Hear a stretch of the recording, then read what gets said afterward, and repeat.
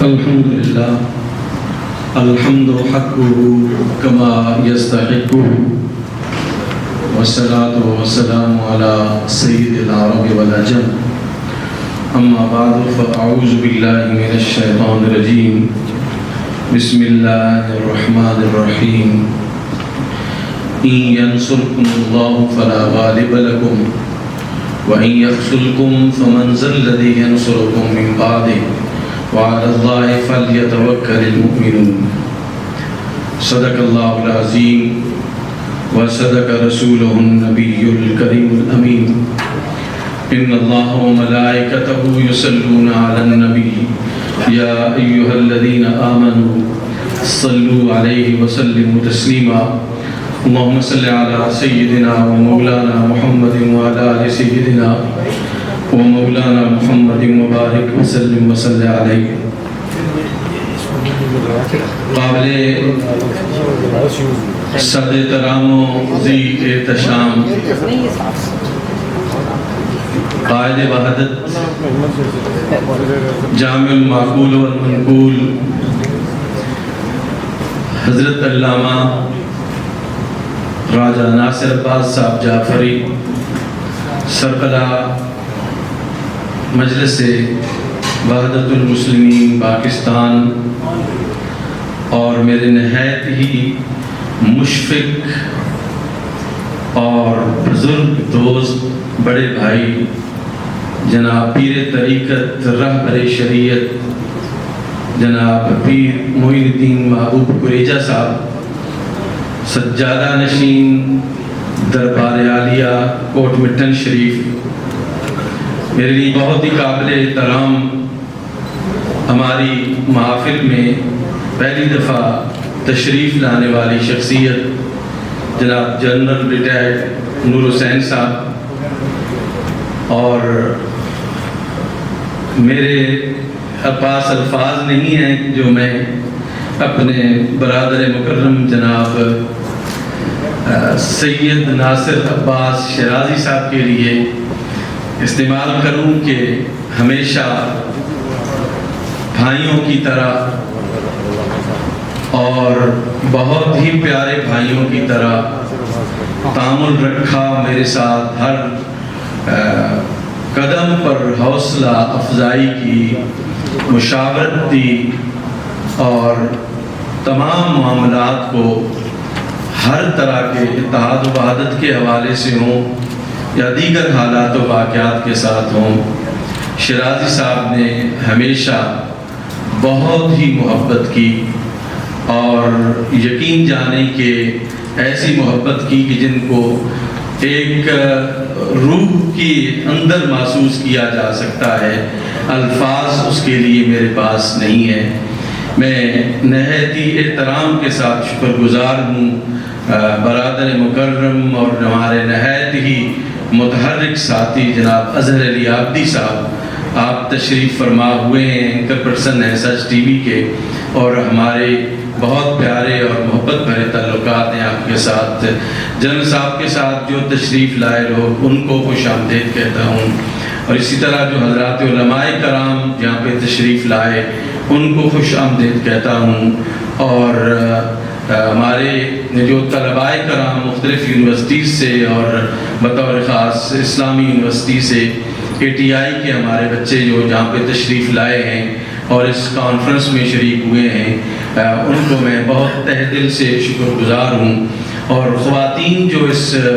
محفل میں شریک ہیں ان کو بھی خوش آمدید کہتا ہوں. آج کی یہ جو محفل ہے یہ سیدنا امام عالی مقام سیدنا امام حسین علیہ السلام آپ کے رفقا کو خراج تحسین پیش کرنے کے لیے، ان مسافروں کو خراج تحسین پیش کرنے کے لیے جنہوں نے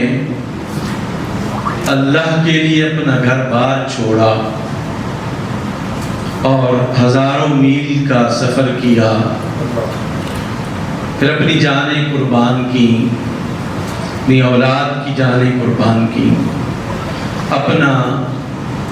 سب کچھ لٹا کے اللہ کی بارگاہ میں اتنا عظیم مقام پایا. کتنے عظیم یہ مسافر تھے. میں اکثر سوچتا ہوں کہ کوئی بڑی خوشی سے پاکستان سے مدینے جاتا ہے،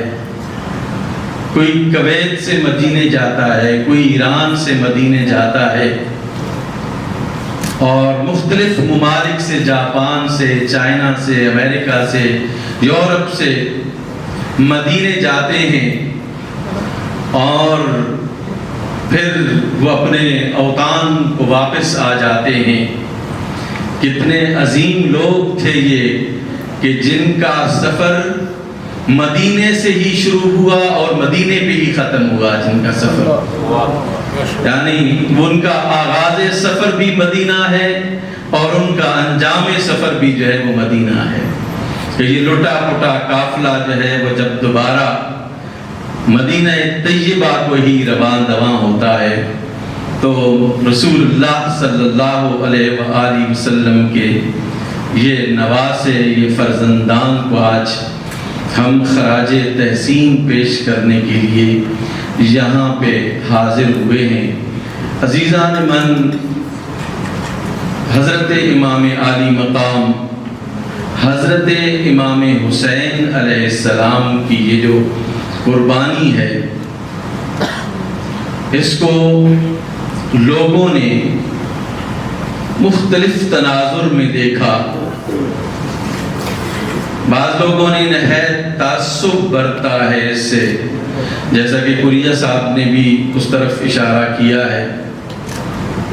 لیکن میں یہ سمجھتا ہوں کہ یہ قربانی حق و باطل کے درمیان فرق کرنے کے لیے قربانی تھی. جب حق کو مٹایا جا رہا تھا، جب باطل کو ہی سب کچھ سمجھا جا رہا تھا، جب باطل کو ہی حق سمجھ کر پیش کیا جا رہا تھا اور قرآن کو محض ایک کھیل تماشا کہا جا رہا تھا، تو اس وقت یہ محافظ قرآن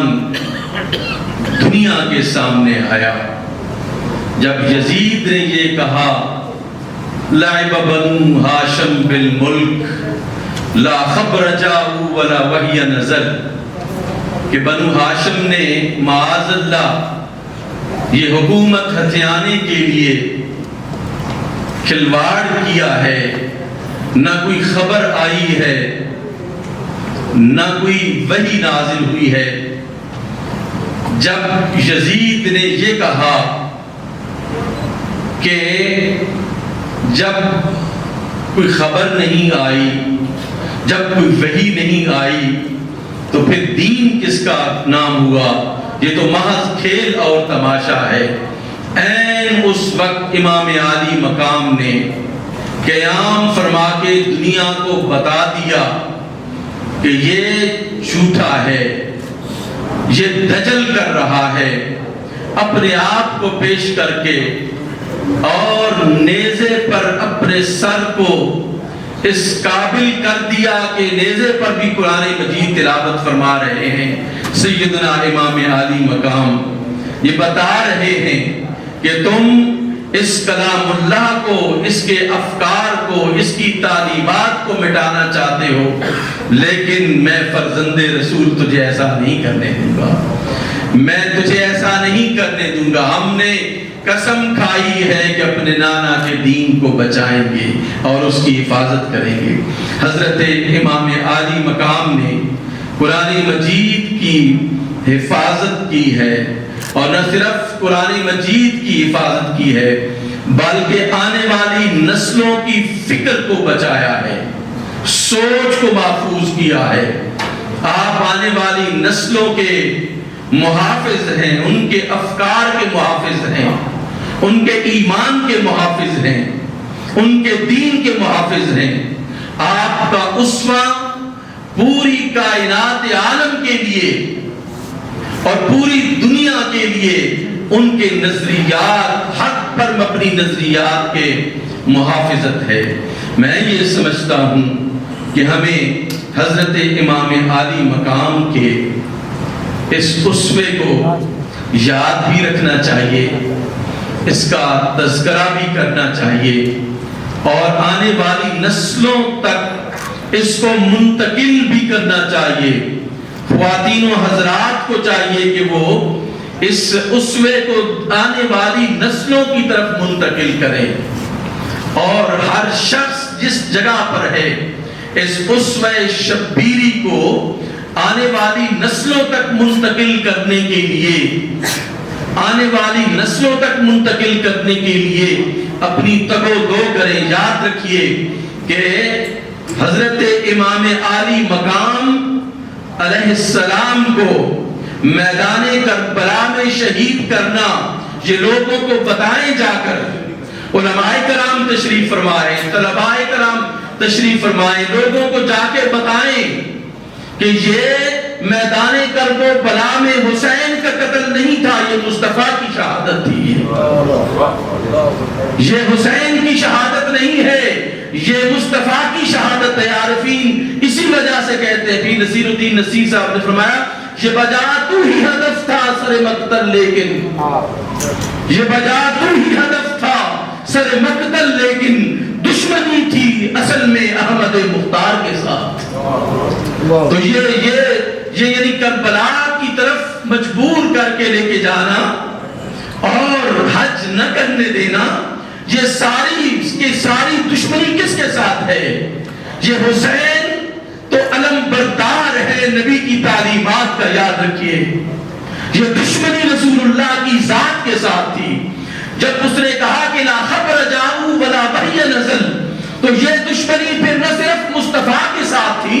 قرآن کے ساتھ بھی تھی، مصطفیٰ کے ساتھ بھی تھی، خدا کے ساتھ بھی تھی۔ اس دشمنی کی ڈائمنشنز ہیں، اور اس کو ہم سمجھنے کی کوشش کریں۔ جو لوگ یہ کہتے ہیں کہ وہ اس کو تو پتہ ہی نہیں تھا، ان کی سادگی پر مرنے کو دل کرتا ہے، وہ کیسے مفتیان اعظام ہیں جن کو پتہ ہی نہیں تھا کہ یہ مار کے کرب و بلا بپا جو ہے وہ کس لیے ہوا ہے، اس کے پیچھے اس کی اصل کیا ہے؟ اس کی اصل یہی ہے کہ لا خبر جاؤ ولا وحی نزل، کہ وہ چاہتا تھا کہ لوگ قرآن کو بھول جائیں، اسوہ مصطفیٰ کو بھول جائیں، اور ڈیوائن گائیڈنس کو بھول جائیں۔ وہ چاہتا تھا کہ صرف اور صرف اب اس دنیا میں اگر راج رہے تو صرف بنو امیہ کا راج رہے، اور اس کے سلاطین کا راج رہنا چاہیے، ان کی زبان سے نکلے ہوئے الفاظ قانون کا درجہ اختیار کریں۔ امام عالی مقام نے فرمایا نہیں، ہم محافظ ہیں اس قرآن کے، ہم محافظ ہیں ان تعلیمات کے، اور ہم چاہتے ہیں کہ یہ ہمارے نانا کی امت تک جو ہے وہ چلتی رہے۔ اور یاد رکھیے کہ امام عالی مقام، ان کا اسوہ، ان کی زندگی آج بھی بالکل اسی طرح تر و تازہ ہے ہمارے اذہان و افکار میں جس طرح 1400 سال پہلے تھی۔ یاد رکھیے کہ ہمارے سامنے کچھ لوگ اس کو بڑا منیمائز کرنے کی کوشش کرتے ہیں کہ یہ تو چند گھنٹوں کی جنگ تھی اور اس کے بعد یہ ختم ہو گئی۔ میں انہیں کہتا ہوں کہ نہیں، جنگ کا آغاز ہی اس وقت ہوا تھا جب امام عالی مقام کو شہادت اللہ نے عطا فرمائی۔ یہ جنگ کا آغاز تھا حق و باطل کے درمیان، اور آج بھی یہ جنگ جو ہے وہ جاری ہے۔ اہل باطل ایک طرف کھڑے ہیں، اہل حق جو ہے وہ ایک طرف کھڑے ہیں۔ یہ اصولوں کی جنگ تھی، یہ اصولوں کی فتح تھی، میں سمجھتا ہوں۔ امام عالی مقام نے ثابت کیا کہ میں اصولوں کے ساتھ کھڑا ہوں، اور اصولوں کی فتح یاد رکھیے اصل فتح ہوتی ہے۔ امام عالی مقام کا اسوہ آج بھی ہم اپنے لیے قابل تکلیف نمونہ سمجھتے ہیں، اور یزید کی تو کوئی بات ہی نہیں کرتا، جس کی لیگیسی کو اس کی اولاد جو ہے وہ قبول نہیں کرتی ہے، اور وہ یعنی براعظموں پر پھیلی ہوئی حکومت کو نظر انداز کر دیتا ہے۔ معاویہ بن یزید ان کا بیٹا، اور کہتا ہے کہ مجھے شہدائے کربلا اور حسین کے خون کی بو آتی ہے اس تخت سے، اور وہ خون مجھے بیٹھنے نہیں دیتا اس تخت پر۔ ٹھوکر مار دی اپنے باپ کی لیگیسی کو، کتنا کوئی پیار اور محبت سے دیکھتا ہے ہم سب جانتے ہیں، نشانیاں ہوتی ہیں والدین کی چھوڑی ہوئی چیزیں، لیکن اس نے کہا کہ خون حسین کی بو آتی ہے، اس کو میں کبھی بھی قبول کرنے کے لیے تیار نہیں ہوں۔ تو پھر بتائیے جو لوگ یہ کہتے ہیں کہ یزید کی فتح ہوئی، شکست ہوئی یا فتح ہوئی، کہ اولاد جو ہے وہ اس لیگیسی کو قبول نہیں کر رہی ہے۔ ہم تو آج بھی اون کرتے ہیں، آج بھی آپ کی خواہش کا اظہار کرتے ہیں، کاش میدان کرب و بلا میں ہم بھی موجود ہوتے،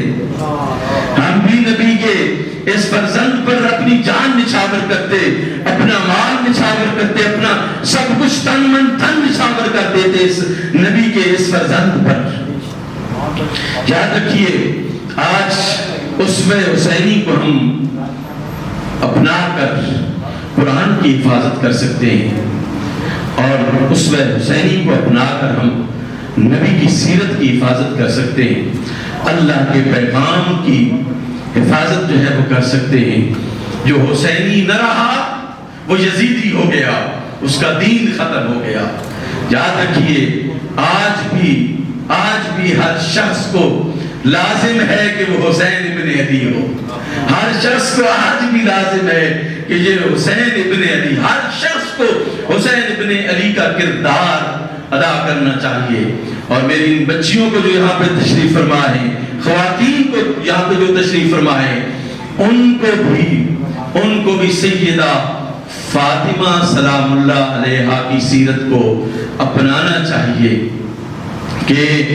عصمتیں اولاد کی وجہ سے والدین کو ملتی ہیں، اور سیدہ فاطمہ سلام اللہ علیہا نے قوم کو جو بچے تیار کر کے دیے حضرت امام حسن مجتبی اور حضرت امام حسین علیہ السلام، ان کی سیرت اور نقش قدم پر چلنے والے بچے تب ہی ایسے آئیں گے کہ جب ہماری خواتین جو ہے وہ سیدہ کی سیرت پر عمل کریں گی۔ علامہ اقبال نے خواتین کے لیے نصیحت کرتے ہوئے فرمایا تھا، گر بندے ز درویش پذیری، ہزار امت ببیرت تو نمیری، کہ اگر درویش کی تم نصیحت جو ہے وہ حاصل کر لو اور اس پر عمل پیرا ہو جاؤ تو ہزار امتیں ختم ہو جائیں گی، تم ختم نہیں ہوگے۔ بطول باش و پنہاش و وزی اثر، اور زہرا بطول کا کردار اپناؤ، اسوہ اپناؤ، اور زمانے سے الگ ہو جاؤ، زمانے سے جو ہے وہ اپنے آپ کو پردے میں، جس طرح سیدہ نے رکھا ہوا تھا، اپنے آپ کو پردے میں رکھو۔ بطول باش و پنہاش و وزی اثر، کہ در آغوش شبیر بغیری، کہ پھر تمہاری آغوشوں میں شبیر جیسی شخصیات، حسین جیسی شخصیات جو ہے وہ جنم لیں گی۔ اللہ سبحانہ و تعالی ہمیں اسوہ شبیری پر عمل کی توفیق نصیب فرمائے۔ میں نے بہت وقت لیا آپ کا، اللہ سبحانہ و تعالی ہماری اس کانفرنس کو شرف قبولیت نصیب فرمائے۔ وما علینا الا البلاغ۔